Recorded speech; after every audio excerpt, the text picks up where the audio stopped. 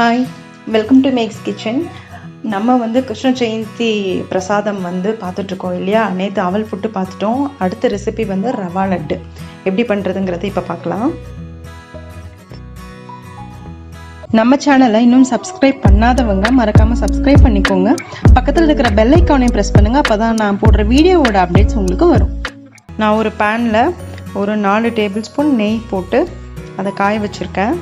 4 spoon நெய் போட்டுட்டு முந்திரி பருப்பு போட்டு நல்லா இதை ஃப்ரை பண்ணிடுவோம்.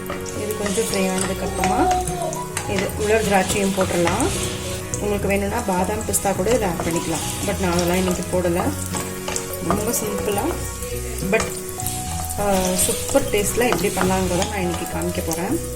திராட்சை நல்ல பலூன் மாதிரி புஷ்ஷுன்னு வரணும்.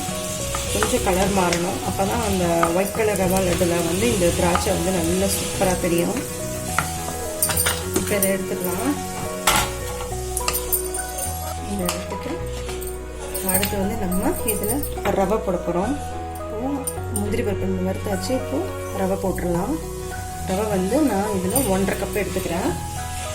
அப்படின்னா 100 + ஒரு 150 கிராம் ரவை எடுத்துருக்கேன். இதை நல்லா ஃப்ரை பண்ணிக்கணும். நல்லா பொன்னிறமாக ஆகிற மாதிரி வறுத்துக்கணும். அந்த நெய்யோட மனம் கம்ப்ளீட்டாக ரவையில் இன்ஃப்யூஸ் ஆகணும். நான் ரவையை பொடியெல்லாம் பண்ணலை. அப்படியே தான் நம்ம உப்புமாக்கு எப்படி நம்ம ரவை வாங்கியிருக்கோம் அதே ரவை தான் போட்டிருக்கேன். நீங்கள் சீருட்டி ரவை, அதாவது அது ரொம்ப குட்டியாக இருக்கும், அதில் கூட நீங்கள் பண்ணலாம். ஒரு 3-4 நிமிஷம் நம்ம ரவையை நல்லா வறுத்தாச்சு. நல்ல ஸ்மெல்லு வருது ரவையில். உங்களுக்கு இப்போ கலர் சேஞ்சாக இருக்கும். ரவை ரொம்ப பொரியக்கூடாது. பொரிஞ்சிச்சுன்னா உருண்டை பிடிக்க வராது. பொரியறதுக்கு முன்னாடி ஸ்டேஜ், அதாவது லைட்டாக சூடாக இருக்கணும். அவ்வளோதான். இந்த டைமில் என்ன பண்ணணும்னா தேங்காய் நீங்கள் என்ன பண்ணுங்க, ஒரு 3 ஸ்பூன் தேங்காவை நீங்கள் திருவிட்டு ஒரு தடவை மிக்சியில் ட்ரை மிக்சியில் போட்டு நம்ம எடுத்துக்கணும். அப்போ தான் உங்களுக்கு இந்த ரவையோடு சேர்ந்து அந்த தேங்காயும் வறுபடும். இல்லாட்டின்னா அந்த நம்ம திருகும் போது என்ன ஆகும்னா அப்படியே நெத்தாக அங்கங்கே நிற்கும். அதை அவாய்ட் பண்ணுறதுக்காக ஒரு தடவை மிக்சியில் இந்த மாதிரி போட்டுட்டிங்கன்னா உங்களுக்கு பர்ஃபெக்டாக கிடைக்கும். நம்ம தேங்காய் போட்டதே தெரியாது. ரவையில் கம்ப்ளீட்டாக ரவையோடு சேர்ந்து அந்த தேங்காயும் நல்லா மெர்ஜாக இருக்கும். இதையும் நல்லா வறுத்துடணும். ஸோ தட் உங்களுக்கு தேங்காய் போட்டதுனால சீக்கிரம் கெட்டுடுமோங்கிற பயமும் இருக்க வேண்டாம்.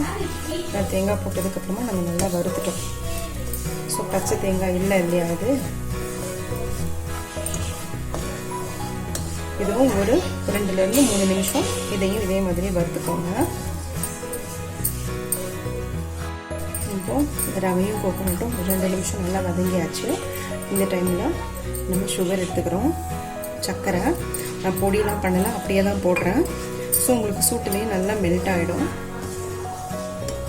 1.5 ஆளாக்கு நான் ரவைக்கு எடுத்துக்கிட்டேன். அதுக்கு 3 டேபிள் ஸ்பூன் தேங்காய் திருவல் போட்டிருந்தேன். அதுக்கு 1 ஆளாக்கு சர்க்கரை போட்டிருக்கேன். ஸோ உங்களுக்கு இது பர்ஃபெக்டாக இருக்கும். இல்லை உங்களுக்கு 3/4 ஆளாக்கு வேணால் கூட நீங்கள் சர்க்கரை போட்டுக்கலாம். பட் கரெக்டாக எக்ஸாக்டாக இந்த ஸ்வீட் வேணும்னா நீங்கள் 1 ஆளாக்கு போட்டிங்கன்னா உங்களுக்கு கரெக்டாக இருக்கும்.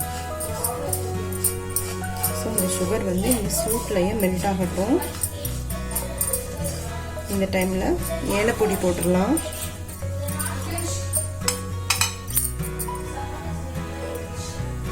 நீங்கள் இந்த பலகாரம்லாம் பண்ணுறதுக்கு முன்னாடியே சில விஷயங்கள் நீங்கள் ரெடி பண்ணி வச்சுருக்க வேண்டியது என்னென்னா, இந்த மாதிரி ஏலக்காய் பொடி பண்ணி வச்சுக்கோங்க.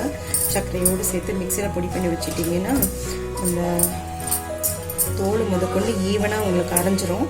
வாயில் உங்களுக்கு தட்டுப்படாது. இது ஏலை பொடி ரெடி பண்ணி வச்சுக்கணும். எள்ளை அதே மாதிரி ஊற வச்சு வறுத்து வச்சுக்கோங்க. உளுந்து அதே மாதிரி வறுத்து அரைச்சி சளிச்சு வச்சுக்கணும். இந்த கிருஷ்ண ஜெயந்திக்கு நம்ம பண்ணக்கூடிய பலகாரங்களில் முன்னாடி பண்ண வேண்டிய விஷயங்கள் இது. இப்போது நம்ம ஏலப்பொடி போட்டுட்டோம். இப்போ அந்த முந்திரி அப்புறம் அந்த திராட்சை அதையும் போட்டுடுறேன். இதெல்லாம் நல்லா கிளறி விட்டுக்கோங்க ஈவனாக. அடுத்து இதெல்லாம் பண்ணுறதுக்கு முன்னாடி நீங்கள் பண்ண வேண்டியது ஃபஸ்ட்டு நம்ம நெய் ஊற்றுனதுலேருந்து நம்ம பண்ண வேண்டியது அடுப்பு எப்பயுமே சிம்மில் தான் வச்சுருக்கணும். அப்படி நீங்கள் சிம்மில் வச்சே இது வந்து மேக்ஸிமம் 15 நிமிஷத்துக்கு மேலே இந்த ரவா லட்டு எடுக்காது. ஆனால் நீங்கள் சிம்மில் வச்சு பண்ணும்போது உங்களுக்கு தப்பு ஆகிறதுக்கு வாய்ப்பே கிடையாது. ரொம்ப நல்லா பர்ஃபெக்டாக வரும். ஓகேவா? இப்போது இது நல்லா ஈவனாக ஆயிடுச்சு. இந்த டைமில் நம்ம என்ன பண்ண போகிறோம்னா பால் ஊற்றிக்க போகிறோம்.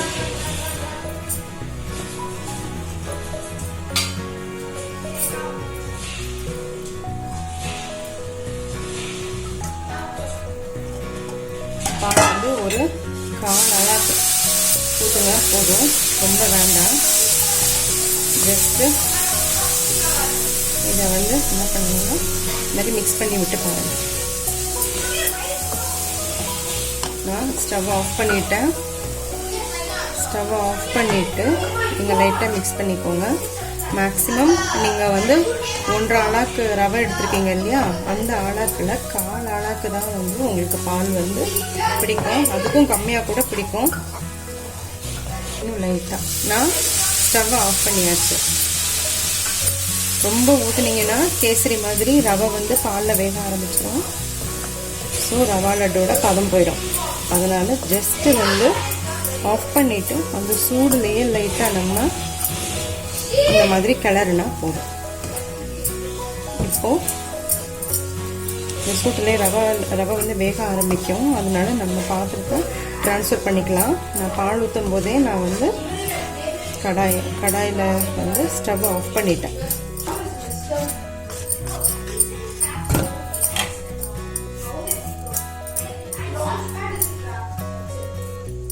இது ரொம்ப சூடாக இருக்கும்.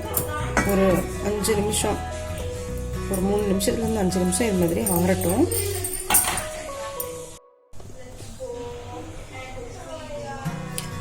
இப்போ பாருங்கள், நம்ம உருண்டை பிடிக்க ஆரம்பிச்சிடலாம். இங்கே பாருங்கள், நல்லா உருண்டை பிடிக்க வரும். இது வந்து மிதமான சூட்டில் தான் இருக்குது.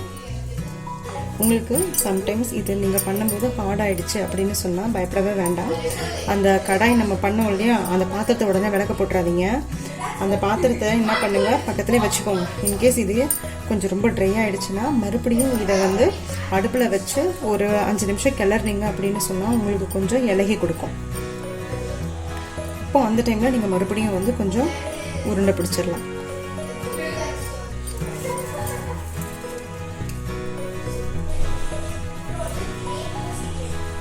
இதே மாதிரியே எல்லா ரவா லட்டும் பண்ணிக்கோங்க. இன்கேஸ் உங்களுக்கு தேங்காய் வேணாம் அப்படின்னு சொன்னால் தேங்காவை அவாய்ட் பண்ணிக்கலாம். பட் தேங்காய் போட்டால் ரொம்ப நல்லாயிருக்கும் டேஸ்ட்டு.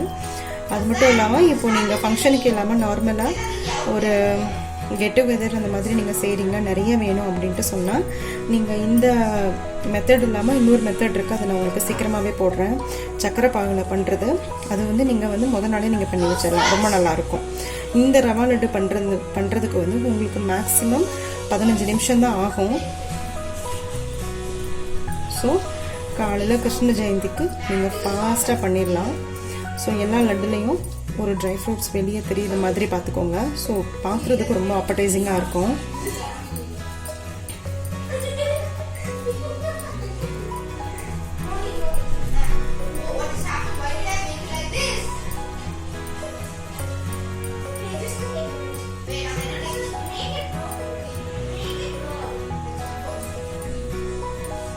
இதே மாதிரி எல்லாத்தையும் பண்ணிட்டு காமிக்கிறேன். நான் எடுத்துருக்கிற அளவுக்கு 11 ரவா லட்டு வந்திருக்கு. உங்களுக்கு வந்து நிறைய வேணும்னா இந்த குவான்டிட்டியை அப்படியே நீங்கள் டபுள் பண்ணிக்கோங்க. ஸோ இந்த ரவா லட்டு வந்து ரொம்ப ஈஸியாக வித்தின் 15 மினிட்ஸில் நீங்கள் பண்ணிடலாம். ரவா லட்டு ரெடி.